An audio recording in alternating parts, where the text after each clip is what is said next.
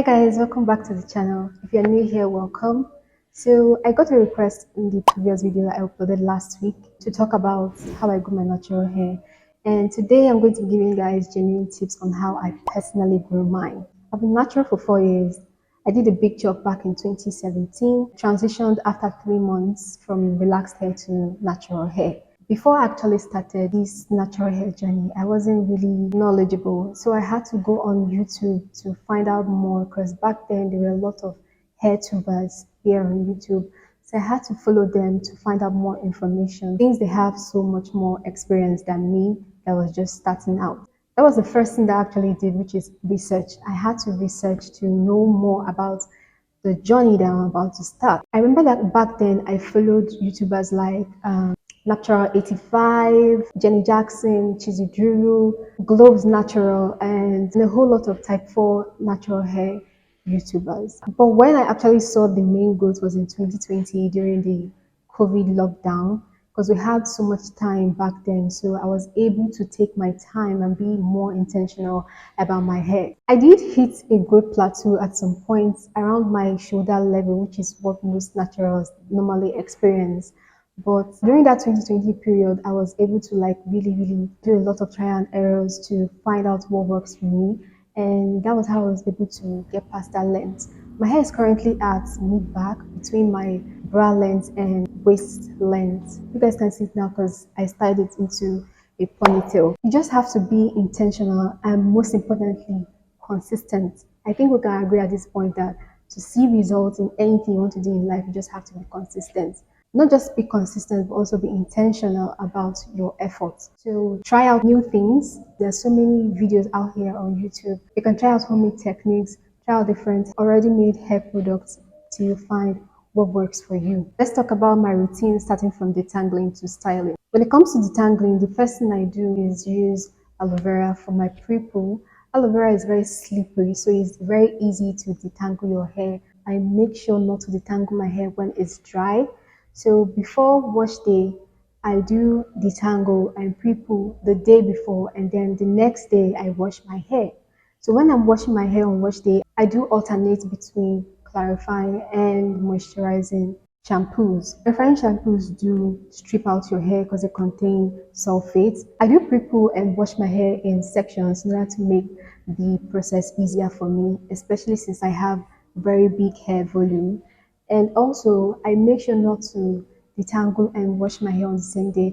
I really don't do that because it is time and energy consuming.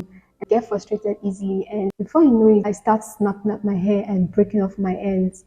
So I definitely do avoid that. If you find yourself in the same situation, being frustrated on wash day, then I advise you to break it down into 2 days. First day for detangling and pre-poo, and then the next day, you just go into the shower and wash your hair, deep condition, and come out. So I only wash my hair every 2 weeks, twice in a month. And I also deep condition every 2 weeks, but I make sure to keep my hair moisturized throughout that 2 weeks period. And I moisturize my hair every 3 days interval. So after wash day, I move on to moisturizing my hair with a leave-in conditioner and sealing with a hair oil or a hair butter. Then I make sure to sleep with a bonnet or a satin scarf to avoid the pillowcase stripping the moisture off my hair. Although the satin scarf doesn't really do much for me, so I normally stick to a bonnet. But if you're also comfortable with a satin pillowcase, then it's definitely something worth investing in. So you won't have to worry about your bonnet or hair tie or your scarf running away in the middle of the night. I also try to maintain the protein moisture balance so that my hair doesn't become too mushy or too hard. At times, I also mix up my deep conditioner with at-home products like oils, herbs, and aloe vera, just to give it that extra.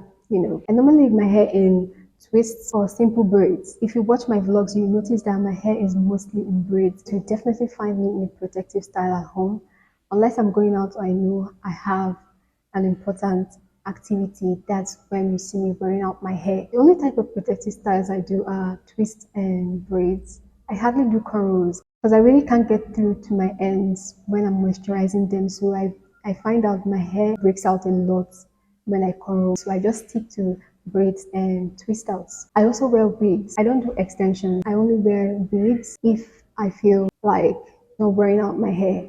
Moving on to the next, we have trimming. I've never been to a professional hairstylist. The last time I tried doing that, it ended in disaster. So I left, and ever since I've been a natural, all I do is dust off my ends every once in a while. But before I do that, I make sure my hair is in a stretch form so that I can easily see through my ends. Although I'm going to eventually get it professionally done, but for now, I'm just going to stick to doing it myself until I find a hairstylist that I can be comfortable and I can be comfortable with. Because I'm very picky with my hairstylist and I really don't want someone to damage my hair. Last but not the least, don't compare your journey with other people's journey because everyone's hair grows at a different rate. I also don't think that your hair doesn't grow. I mean, if your hair doesn't grow, why is that before you take down your braids, you normally see new growth at the end of those braids before you take them down? I don't know if you guys understand what I'm trying to say. Although it might be at a different rate, but everybody's hair grows. Nigeria hair grows, okay? On that note, I'm going to be ending this video today. I hope you were able to grab a few things. If you have more questions, you can ask me down in the comments because I really can't remember everything right now. I'll be there to answer them or even create another video entirely. And if you're watching to this point and you're not yet subscribed, please subscribe, okay?